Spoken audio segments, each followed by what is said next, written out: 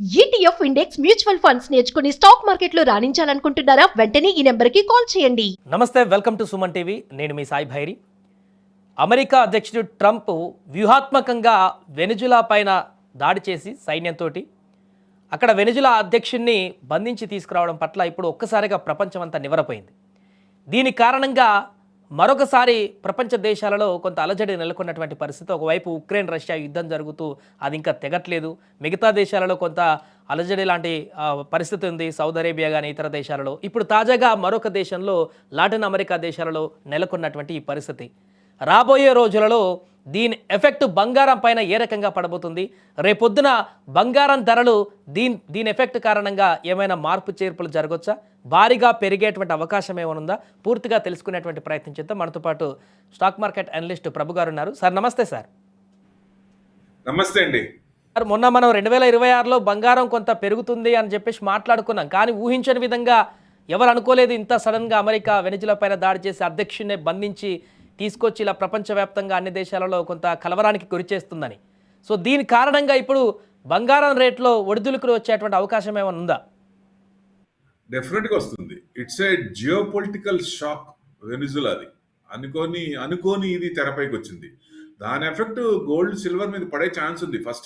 జనవరి first వీక్లో పడే chance ఉంది. అని ఆయన 31st నైట్ మీరు ఏం కోరుకుంటున్నారంటే పీస్ కోరుకుంటున్నా వరల్డ్ మొత్తం అన్నారు Trump. But very morning 31st night అంటే early hours of the first మళ్ళీ అటాక్ చేశారు. సో ఈ మెయిన్ ఏంటి? ఆయిల్ కోసమే కదా. అసలు మొత్తం దునియా అంతా ఆయిల్ నుంచి, ఫజల్ ఫ్యూయల్ నుంచి ఈవీస్కి రావాలి, ఈవీస్ నుంచి గ్రీన్ ఎనర్జీకి రావాలి, పొల్యూషన్ తగ్గించుకోవాలనుకున్నప్పుడు ఇంకా ఆయిల్స్ మీద యుద్ధాలేంటి? ఇంకా ఆయిల్ మీద అప్పుడు ఆయిల్ కంట్రీసే, ఇప్పుడు చూడండి, ఆయిల్ కంట్రీసే ఇన్వెస్ట్మెంట్, అదర్ కంట్రీస్లో ఇన్వెస్ట్మెంట్ ఆయిల్ కాకుండా డైవర్సిఫైడ్ చేసుకుంటున్నాయి. వాళ్ళు ఇంకా ఫ్యూచర్లో ఆయిల్ తగ్గిపోయి మన బిజినెస్లు తగ్గిపోతాయి, మన ప్రాఫిట్స్ తగ్గిపోతాయి, మొత్తం ఆయిల్ ఇదైపోద్ది, మొత్తం ఆయిల్ కన్సంప్షన్ తక్కువైపోద్ది. సో డెఫినెట్గా ఆయిల్తో పని లేదు. ఇక సోలారు, ఈవీస్, రెన్యూబుల్ ఎనర్జీ వీటి మీదే ఉంటాయి, గ్రీన్ ఎనర్జీ మీద. అది దేశమంతా అటు చూస్తుంటే మీరు పెద్దన్న పొజిషన్లో ఉంచి ఇంకా ఆ సర్కిల్లోనే ఉన్నారు. ఇంకా ఆయిల్ కోసం యుద్ధమా? ఆయిల్ కోసం ఒక చిన్న దేశాన్ని అంత ఇబ్బడి ముబ్బడిగా అటాక్ చేయాలా? ఇది రియల్లీ ఇట్స్ వెరీ బ్యాడ్. ఎందుకంటే 100% చేయకూడని పని. ఒక పెద్దన్న పొజిషన్లో ఉండి ఒక చిన్న కంట్రీకి, నీకు అంతకుముందు ఆయిల్ వాళ్ళ దగ్గర నుంచి తీసుకున్న వాళ్ళు, మీరు అక్కడి నుంచి తీసుకున్న వాళ్ళు, వేరే కంట్రీస్కి పంపించిన వాళ్ళు, వాళ్ళకి ఆయిల్ తప్ప ఇంకోటి లేదు. అలాంటి వాళ్ళని ఇబ్బంది పెడతాం. ఇది మరీ దారుణం. ఇప్పుడు బంగారము, సిల్వర్ రెండిట్లలో ఏది ఎక్కువగా ప్రభావానికి గురయ్యేటువంటి అవకాశం ఉంది సార్? ఇప్పుడు సెకండ్ వీక్ కానీ ఈ వీక్లో కానీ మెటల్స్ అన్నీ పెరుగుతున్నాయి. అన్సర్టనిటీ గనక ఈక్విటీలో ఉంటే ఆ షిఫ్ట్ దానికోసం బ్యాలెన్స్ చేసుకోవడానికి వాటిల్లో పెరుగుతాయి. మళ్ళీ ఇప్పుడు ఇది వార్ కాదు, వెనిజులాది వార్ కాదు, ఇది ఇన్స్టెంట్ న్యూసే. అరెస్ట్ చేసినాక ఏం చేస్తారు? డీథ్రోన్ చేస్తారా, లేకపోతే మళ్ళీ రీఎలక్షన్స్ పెడతారా, లేకపోతే పప్పెట్స్ నించోబెడతారా? ఇవన్నీ ఉంటాయి కదా. సో వాళ్ళకి అనుగుణంగా ఎవరైతే ఉన్నారో వాళ్ళని పెట్టచ్చు. అక్కడ పెట్టే ఛాన్స్ ఉన్నాయి. ఇప్పుడు బంగ్లాదేశ్ చూసాం కదా. అట్లనే ఇక్కడ కూడా జువాన్ గురిండో ఒక ఆయన ఉన్నాడు, ఆ Maria Corina Machado lady supportive, US కి సపోర్టివ్ ఉన్నారు. వాళ్ళని ఎవరినో ఒకళ్ళు పెట్టచ్చా, లేకపోతే ఏం జరుగుతుంది అనేది దునియా మొత్తం చూస్తూ ఉంటది. వెనిజులాకి అక్కడ ఏం జరుగుతుందనే దాన్ని బట్టి మనం కీన్ అబ్జర్వేషన్ చేయాలి. దాని ఎఫెక్ట్స్ అప్పుడు ఉంటాయి. కానీ ఇది వార్, ఎప్పుడైనా ఒకటి గుర్తుపెట్టుకోండి, వార్ వస్తుంది అన్నప్పుడు మార్కెట్ పడుద్ది, అవి పెరుగుతాయి. అది వార్ స్టార్ట్ అయిన తర్వాత మార్కెట్ పెరుగుతాయి, అవి తగ్గుతాయి.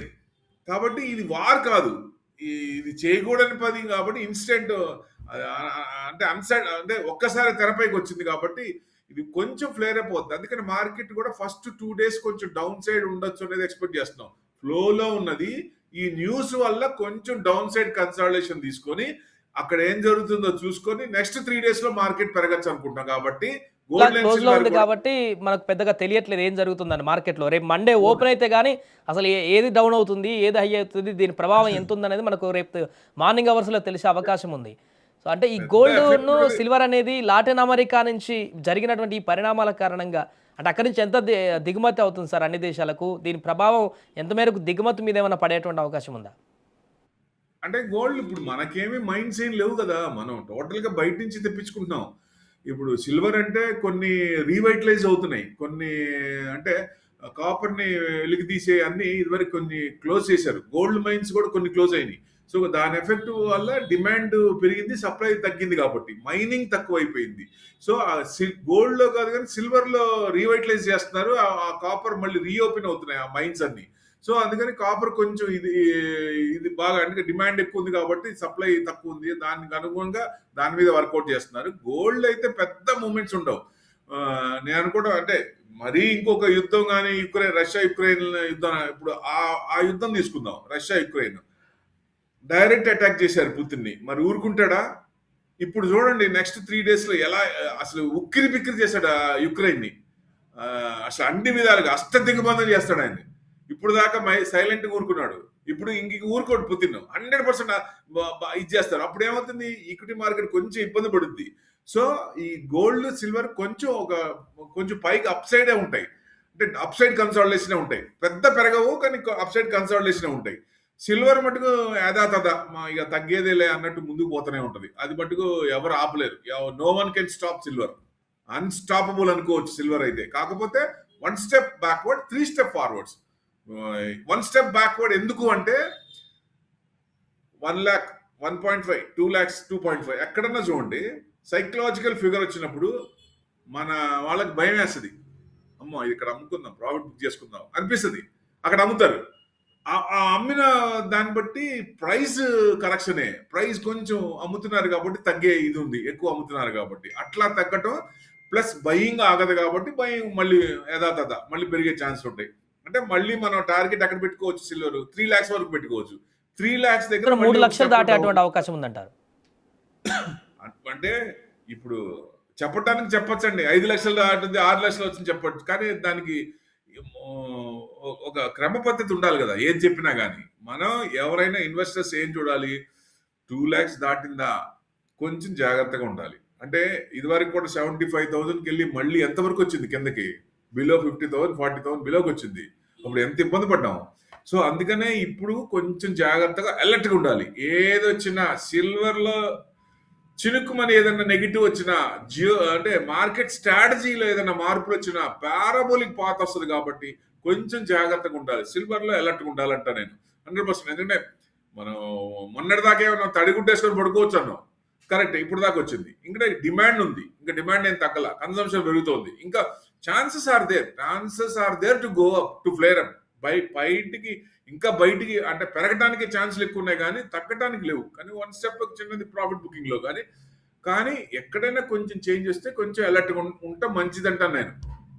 ఉన్న పరిణామాలు చూస్తుంటే ఈ 2026లో కూడా శాంతియుత వాతావరణం ఉండేటువంటి పరిస్థితి కనిపించట్లేదు ప్రపంచవ్యాప్తంగా.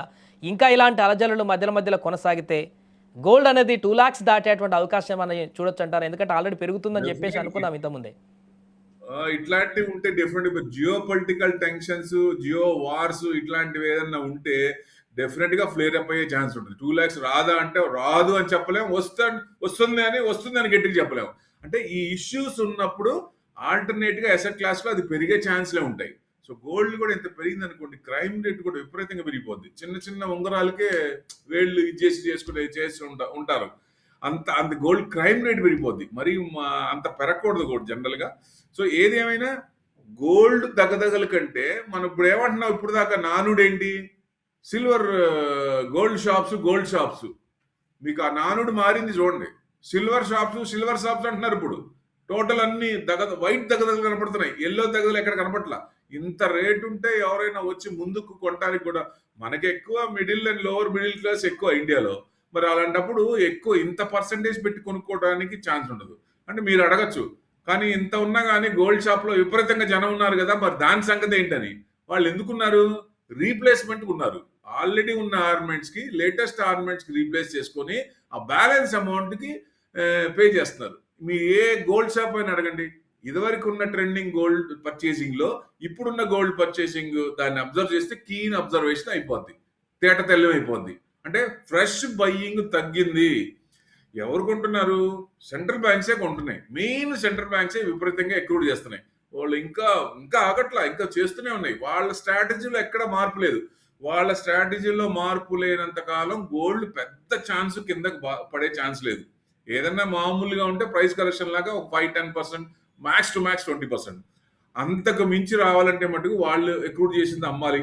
వాళ్ళు ఇప్పట్లో పరిస్థితి లేదు, అమ్మే పరిస్థితి లేదు, ఇంకా ఎక్రూడ్ చేస్తున్నారు మన విపరీతంగా. మనకే $100 బిలియన్స్ ఉంది వర్త్ ఆఫ్ ఇది గోల్డ్ ఉంది మన దగ్గర. అది అంటే సోనేకి చిడియా వరల్డ్ లో ఎవరండి? ఇండియాలోనే.